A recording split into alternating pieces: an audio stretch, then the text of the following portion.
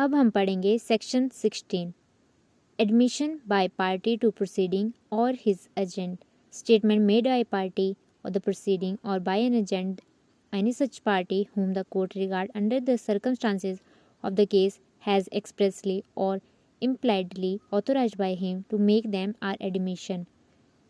तो एग्जाम्पल के साथ समझते हैं। सपोज ए और बी के बीच एक प्रॉपर्टी डिस्प्यूट चल रहा है, कोर्ट में केस चालू है। ए का एजेंट कह देता है कि हाँ ए ने बी को ये प्रॉपर्टी बेच दी थी। अगर कोर्ट को लगता है कि सी को ए की तरह से ऐसी बात कहने का हक है तो ये स्टेटमेंट एडमिशन माना जाएगा। मतलब ए खुद बोले या उसका कोई ऑथोराइज एजेंट बोले, दोनों केसेस में ये एडमिशन वैलिड होगा। ये इसलिए होता है ताकि पार्टीज अपनी कही हुई बातों से मुकर ना सके और सच्चाई सामने आ सके। इसका मतलब ये है कि अगर किसी केस का एक पार्टी या उसका एजेंट कोई स्टेटमेंट देता है और कोर्ट ये मानता है कि ये स्टेटमेंट देने का उसको हक था एक्सप्रेसली और इम्प्लाइडली, तो उस स्टेटमेंट को एडमिशन माना जाएगा। मेरे बिहाफ पे अगर मेरा कोई एजेंट जो है क्या करता है, कोर्ट में कुछ ऐसी स्टेटमेंट देता है तो कोर्ट उसे मान सकती है। तो अब हम पढ़ेंगे statement made by party to suit suing or sued in a representative character are not admission unless they were made by the party making them held that character। इसको हम एग्जाम्पल के साथ समझते हैं। मान लो ए एक ट्रस्टी है और वह ट्रस्टी बनने से पहले कहता है, अभी ट्रस्टी बना नहीं है, बनने से पहले कहता है कि यह प्रॉपर्टी बी की नहीं है, तो यह एडमिशन नहीं माना जाएगा, यह सबकृत नहीं माना जाएगा। लेकिन अगर ए ट्रस्टी रहते हुए यह कहता है, अगर वो ट्रस्टी है उस चीज़ का, कंपनी का, तो यह एडमिशन होगा। मतलब अगर कोई व्यक्ति किसी और की तरफ से मुकदमा लड़ रहा है तो उसके स्टेटमेंट एडमिशन तभी माने जाएंगे जब वह उस रोल में था।